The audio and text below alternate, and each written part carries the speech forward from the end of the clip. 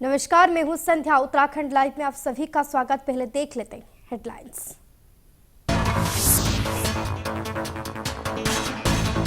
CM Dhami ने प्रयागराज में आयोजित तृतीय कुंभ कनक्लेव को किया वर्चुअल संबोधित। कहा, पीएम की अगुवाई में विकसित हो रहे तीर्थ स्थल।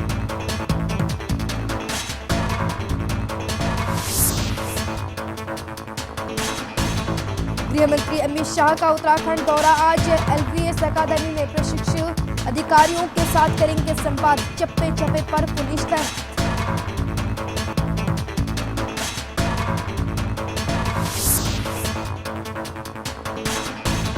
डीजीपी दीपम शेठ ने कानून व्यवस्था पर ली अहम बैठक। पुलिस अधिकारियों को दिए जनता को जागरूक करने के निर्देश।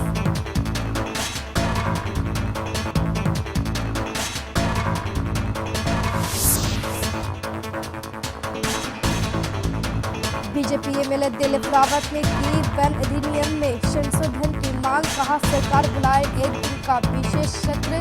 बना विधानसभा सत्र में भी नहीं करूंगा शिरकत।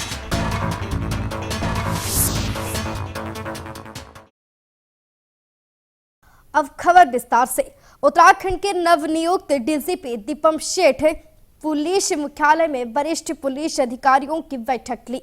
बैठक में नए आपराधिक कानूनों के प्रभावी क्रियान्वयन के न्याय प्रक्रिया की आवश्यकताओं के अंतर्गत मशीन उपकरण एवं संयंत्र की आवश्यकता एवं आंकलन के संबंध में चर्चा की गई। इस दौरान उन्होंने अधिकारियों को जरूरी निर्देश दिए हैं।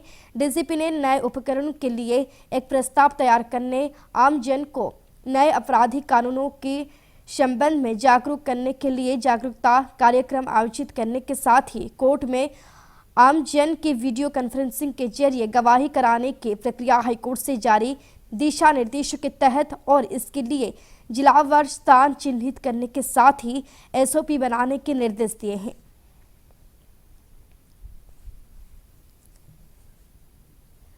वन अधिनियम को लेकर लॉकडाउन से भाजपा विधायक एक बार फिर मुखर हो गए। विधायक दिलीप रावत ने कहा है कि प्रदेश सरकार यदि वन अधिनियम में संशोधन के लिए एक दिन का विशेष सत्र नहीं बुलाती है तो वो बाध्य होकर आगामी विधानसभा सत्र में नहीं जाएंगे। उन्होंने कहा कि उत्तराखंड 67% वन आच्छादित है। ऐसे में वन उत्तराखंड के लिए एक उपहार बनना चाहिए था, लेकिन दुर्भाग्य से आज विकास में एक बड़ी बाधा बन रहा है। उन्होंने कहा कि विशेष सत्र के माध्यम से तमाम संस्थाओं को एक बड़ा संदेश जाए कि उत्तराखंड के लोगों को इस वन अधिनियम से किस तरह की दिक्कतें हैं। आपको बता दें कि उत्तराखंड में आए दिन मानव वन्य जीव संघर्ष के मामले किसी से छिपे नहीं हैं।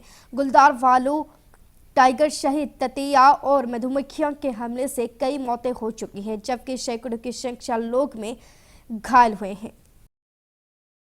कि वन अधिनियम पे मैं पहले भी कह रहा हूँ और पहले भी कहते आया हूँ कि वन अधिनियम जो हमारे लिए कभी गिफ्ट बनना चाहिए था और पहाड़ में 67% जो है वन आच्छादित क्षेत्र है और वो हमारे लिए एक उपहार बनना चाहता है कि हमने बहुत संरक्षण किया है पर्यावरण का, लेकिन दुर्भाग्य है कि आज वो हमारे लिए विकास में सबसे बड़ा बाधक है। और इसीलिए मैंने कहा था कि उत्तराखंड सरकार एक बार एक दिन का सत्र रखे और ताकि हम सारी चीज़ों की समीक्षा करें और अपने हमारी क्या आवश्यकताएं और हम क्या चाहते हैं ये हमारी केंद्र सरकार को भी है, जो हमारे अन्य एजेंसी भी हैं, एनजीटी है, बाघ प्राधिकरण है, पर्यावरण विभाग है, इन या माननीय उच्च न्यायालय है, इन सब पे अपनी बात को पहुंचा सकें। तो मेरा अभी भी निवेदन है और मुझे पूरा विश्वास है कि माननीय मुख्यमंत्री जी जो है एक दिन का सत्र रखेंगे और सभी लोग इसको गंभीरता से ले रहे हैं। और मेरा ये निवेदन है कि जितने आप ही मीडिया के कर्मी हैं सभी लोग जो हैं इसके काम को इस बात को जरूर उठाएं, क्योंकि ये आज हमारी पहाड़ के विकास में सबसे बड़ा अवरोधक बन गया है और इसको कैसे तरह से व्यवहारिक रूप बना दिया जाए इसके बारे में समीक्षा आप लोगों के द्वारा भी होनी चाहिए और आम जनता के पास भी जानी चाहिए। उत्तराखंड के सीएम पुष्कर सिंह धामी ने उत्तर प्रदेश में आयोजित तृतीय कुंभ कनक्लेव के समापन समारोह को वर्चुअल संबोधित किया। इस दौरान उन्होंने कहा कि ये कुंभ कनक्लेव भारतीय सनातन संस्कृति, सभ्यता और आध्यात्मिकता के मूल्य को वैश्विक स्तर पर प्रस्तुत करने का एक प्रभावशाली मंच है। ये भूमि गंगा, यमुना और सरस्वती जैसी पवित्र नदियों के संगम स्थली के साथ हमारी सनातन संस्कृति, आस्था और आध्यात्मिक परंपराओं का भी संगम है।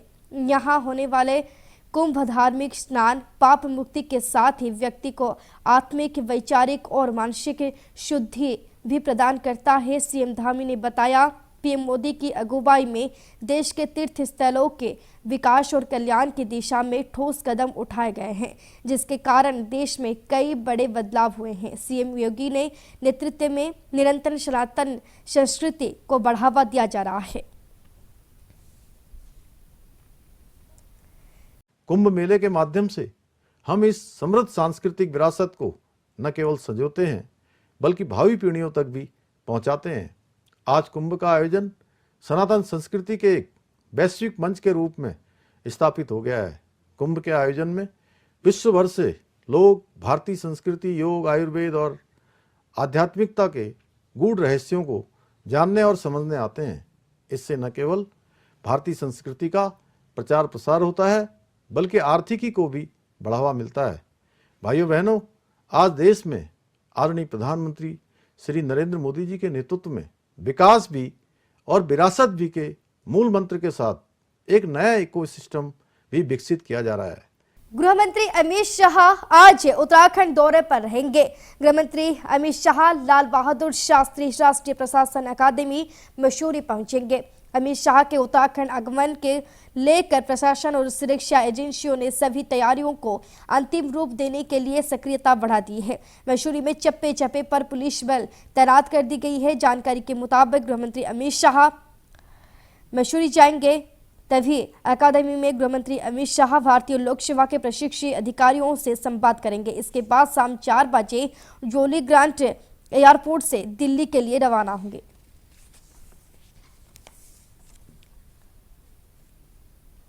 कोटद्वार के निकट बन रही पाखरो टाइगर सफारी निर्माण में हुई अनियमितताओं के मामलों में विवादों में आए पूर्व वन मंत्री हरीश सिंह रावत ने एक बार फिर केंद्रीय जांच एजेंसी ईडी को आड़े हाथों लिया है। हरीश सिंह रावत ने ईडी को खुला चैलेंज देते हुए कहा कि यदि उसमें दम है तो वो उन्हें गिरफ्तार कर जेल भेजकर दिखाए। हरीश सिंह रावत ने कहा कि पाखरो टाइगर सफारी ये युवा बेरोजगारों की भलाई के लिए बना रहे थे।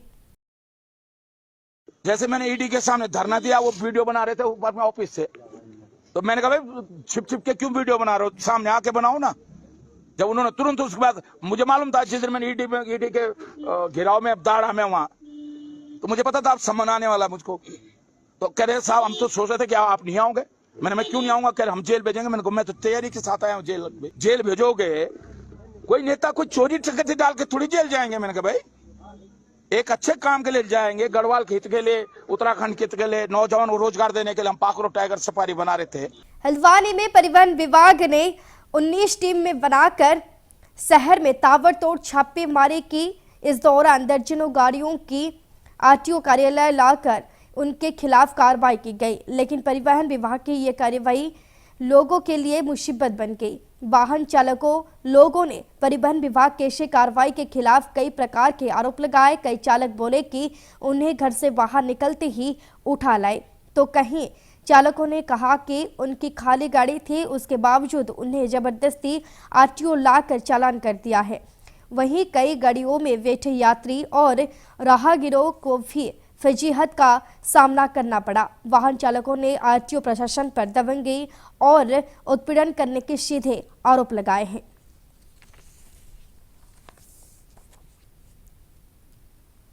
मैं घर से निकला था, मुझे कुसुमखेड़ा में रहता हूँ, मैं कुसुमखेड़ा से 100 मीटर आगे जाके हाथ दिया गया। मुझसे बोला गाड़ी में बैठो, गाड़ी मेरी यहाँ आरटीओ ऑफिस में बंद है, और बोले तुम्हारी गाड़ी सीज हो गई। मैंने कहा सर बता दो दीजिए क्या है। वो बोले वहाँ पता चल जाएगा तुम्हें। मैं गया, मैं पूछा सर क्या, किसी ने कुछ नहीं बताया अभी तक क्या है। अभी जाके बोल रहे हैं कि आप चालान करवाइए और जाइए। मेरे गाड़ी के कागज़ पूरे हैं, सब कुछ है। मैं घर से बाहर निकला हूँ, मैं घर से बाहर मतलब मुझे उठा दिया गया है, बिल्कुल एक जैसे मैं कोई क्रिमिनल हूँ, कुछ हूँ। रेलवे स्टेशन के पास, पेट्रोल पंप के बाहर, मेन रोड पे अगर खड़ी करके गाड़ियाँ अगर चलाएंगे वहाँ से, तो उस पर सख्त कार्रवाई की जाएगी। हमने पहले भी बता दिया था, और कुछ गाड़ियों के कागज़ भी ख़त्म हैं, इसलिए उन पर एनफोर्समेंट की कार्रवाई की गई है और ये आगे भी जारी रहेगी। और अभी इसके बाद ऑटो पे भी कार्रवाई की जाएगी, जिनका सत्यापन हो चुका है, डेट खत्म हो चुकी है, फिर उसके बाद ऑटो पे भी सीज की कार्रवाई की जाएगी। बहुत ज़्यादा उत्पीड़न किया जा रहा है सर। मैं तो अभी सुबह अपने मैं स्टाफ में चलता हूँ, रोज़ अपने ये टीचर लोगों को ही ले जाता हूँ, ड्यूटी जो करते हैं उनको सुबह ले जाता हूँ, शाम को लाता हूँ। और मैं अभी वहाँ पे सवारी भर रहा था तिकोनिया में, एक मैडम का इंतजार कर रहा था, मतलब साइड में लगा रखी थी गाड़ी, और मेरे को पकड़ के ले आया यहाँ पे। और मैडम लोगों को कहा, उनसे कहा दूसरी गाड़ी में जाओ आप। ठीक है, आज साहब ने हाथ दिया, हमने रोक दी थी गाड़ी वहाँ पर। और मैं ये पद्मपुरी मेडिकल वाले हैं, वो स्टाफ उसको ले जा रहा था, मतलब कोई सवारियाँ नहीं थी। बोला चलो ITO ऑफिस चलो, और उसके बाद यहाँ 500 का चालान काट दिया। बोला नहीं ये सबको जमा करना पड़ेगा 500, और 500 रुपया जमा करो और उसके बाद आप अपनी गाड़ी को ले जाओगे। कोई उत्तराखंड क्रांति दल की केदारनाथ विधानसभा उपचुनाव में हुई करार हार के उसके नेताओं ने समीक्षा बैठक कर ली है। यूकेडी नेता महेंद्र सिंह रावत ने पार्टी की समीक्षा बैठक की जानकारी देते हुए बताया कि केदारनाथ विधानसभा के उपचुनाव में जो वोट यूकेडी को पड़नी चाहिए थी वो वोट निर्दलीय प्रत्याशी को पड़ गई, क्योंकि युवाओं की लड़ाई लड़ने के बावजूद युवाओं ने यूकेडी को वोट नहीं दिया। उत्तराखंड क्रांति दल को पढ़ने थे वोटों, किस तरीके से निर्दलीय में गए। कहीं न कहीं पे जो समीक्षा बैठक में पूरी चीज़ें खुल के आई कि जिन लड़कों के लिए जो हम चाह रहे थे, जो युवा उत्तराखंड क्रांति दल छोड़ के जो भी संगठन अगर लड़ रहे हैं ईमानदारी से, उत्तराखंड राज्य की सोच के लिए लड़ रहे हैं, उनका हम लगातार सहयोग कर रहे थे। पर इस चुनाव से लगता है कि वहाँ पे कुछ युवा जो भ्रमित हो गए, जो चुनाव लड़ रहे हैं, किसी से लड़ रहे हैं, जिस राष्ट्रीय दलों का सहयोग कर रहे हैं, तो उस पर ही समीक्षा बैठक में सब चीज निकल गया। ऋषिकेश में एक व्यापारी के बेटे ने देर रात बास्तर सीढ़ी घाट से गंगा में छलांग लगा दी। काफी ढूंढने के बावजूद उसका पता नहीं चल पाया। व्यापारी का पुत्र ग्राफिक रियाद देहरादून में पड़ता है। जल पुलिस की टीम गंगा में छात्र को तलाश रही है। बताया जा रहा है कि देर शाम अचानक से युवक के गंगा में कूदने की घटना के बाद स्थानीय लोगों ने उसकी सूचना जल पुलिस को दी। टीम गंगा की खाक छान रही है, लेकिन अभी तक युवक का कुछ पता नहीं लग पाया है। पुलिस के अनुसार युवक की पहचान गौतम अरोड़ा 21 वर्ष से पुत्र दिलीप अरोड़ा निवासी मनीराम मार्ग ऋषिकेश के रूप में हुई है। शहर में अवैध निर्माणों पर कार्रवाई नहीं होने से एमएनसीआई और यूथ कांग्रेस नाराज हो गई। कार्यकर्ताओं ने ऋषिकेश स्थित एमडीडीए के कार्यालय पर नारेबाजी करते हुए प्रदर्शन किया है। कार्यकर्ताओं ने आरोप लगाया कि बड़े बड़े बिल्डरों पर एमडीडीए के अधिकारी मेहरबान हैं, जबकि छोटे घर बनाने वाले लोगों पर एमडीडीए के अधिकारी रौब दिखाकर सीलिंग की कार्रवाई कर रहे हैं। कार्यकर्ताओं ने एमडीडीए के सचिव से ऋषिकेश में तैनात अधिकारियों की कार्यशैली की जांच करने की मांग की है। इसके अलावा शहर में हो रहे अवैध निर्माणों को भी सील करने की मांग की है। मांग पूरी होने पर कार्यकर्ताओं ने अवैध निर्माणों के बाहर धरना प्रदर्शन करने की चेतावनी दी है। एनएसयूआई के नेता हिमांशु जाटव ने बताया कि अपनी मांगों के संबंध में उन्होंने एमडीडीए कार्यालय में एक ज्ञापन सौंपा है।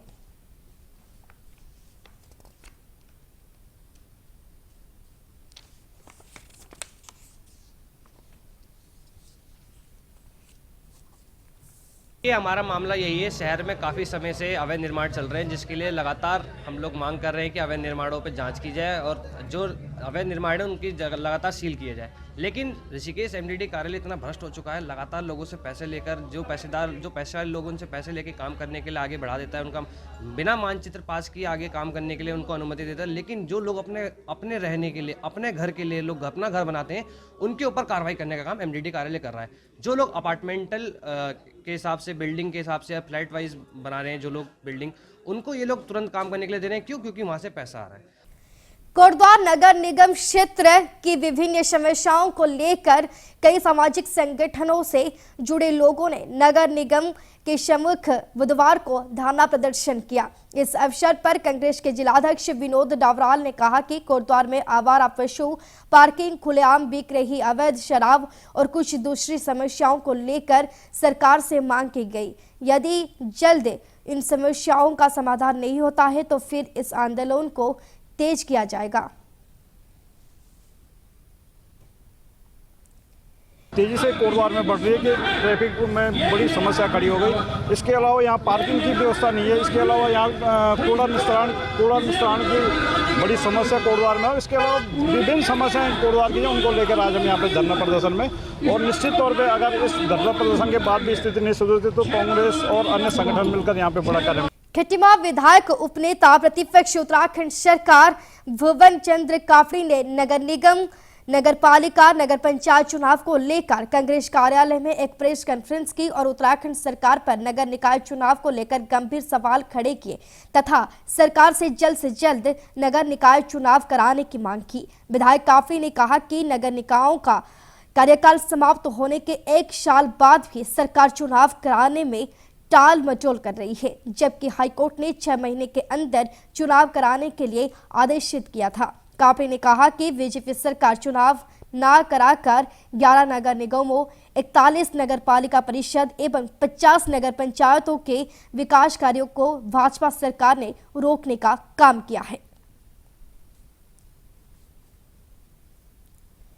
और ये छोटी सरकारें हैं जो लोगों के नज़दीक चुनकर जनप्रतिनिधि जाते हैं और उनके जो कार्य हैं उनको वो करवाते हैं।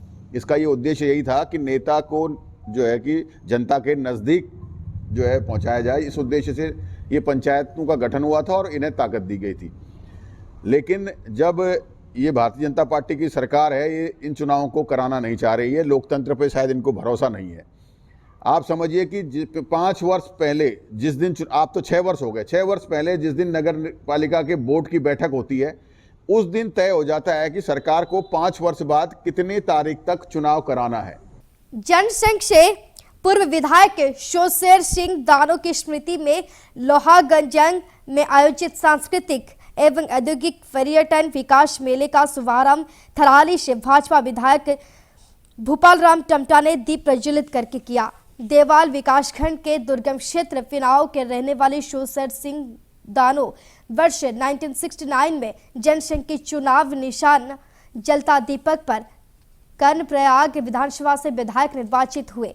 पर्वतीय क्षेत्र में से जनसंघ के बैनर तले उत्तर प्रदेश विधानसभा में पहुंचने वाले वो पहले विधायक थे। शो दानो के पिता देव सिंह दानो ब्रिटिश सेना में सूबेदार मेजर थे। उन्होंने नेताजी सुभाष चंद्र बोस से प्रभावित होकर आजाद हिंद फौज में जाने का निर्णय लिया और सुभाष चंद्र बोस के अंगरक्षक दल के सेनानायक बने। वर्ष 2016 से आयोजित इस मेले का इस वर्ष 9वां आयोजन किया गया।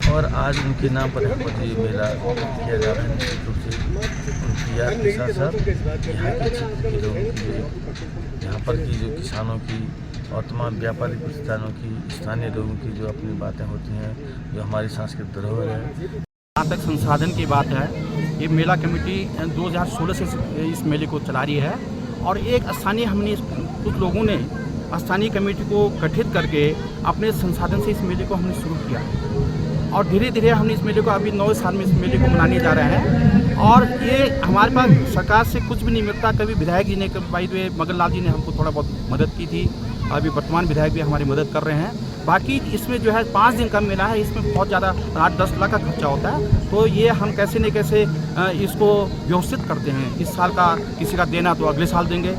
गोविंद वल्लभ पंत कृषि एवं प्रौद्योगिकी विश्वविद्यालय पंतनगर में 36वां दीक्षांत समारोह का आयोजन किया गया। दीक्षांत समारोह में सीडीएस, राज्यपाल, केंद्रीय मंत्री, उत्तराखंड कैबिनेट मंत्री सहित विश्वविद्यालय के डीन डायरेक्टर मौजूद रहे। सीडीएस अनिल चौहान और कृषि के क्षेत्र में बेहतर काम करने वाले पद्मश्री से सम्मानित प्रेमचंद्र शर्मा को मानद उपाधि से नवाजा गया, जिसके बाद एक छात्र को कुलाधिपति गोल्ड पदक सहित विद्यार्थी को उपाधि और दीक्षा दी गई। पंतनगर कृषि विद्यालय में आज 36वां दीक्षांत समारोह का आयोजन किया गया। इस दौरान सीडीएस अनिल चौहान और प्रगतिशील किसान पद्मश्री प्रेमचंद्र शर्मा ने को विज्ञान परिधि मानद उपाधि से नवाजा गया।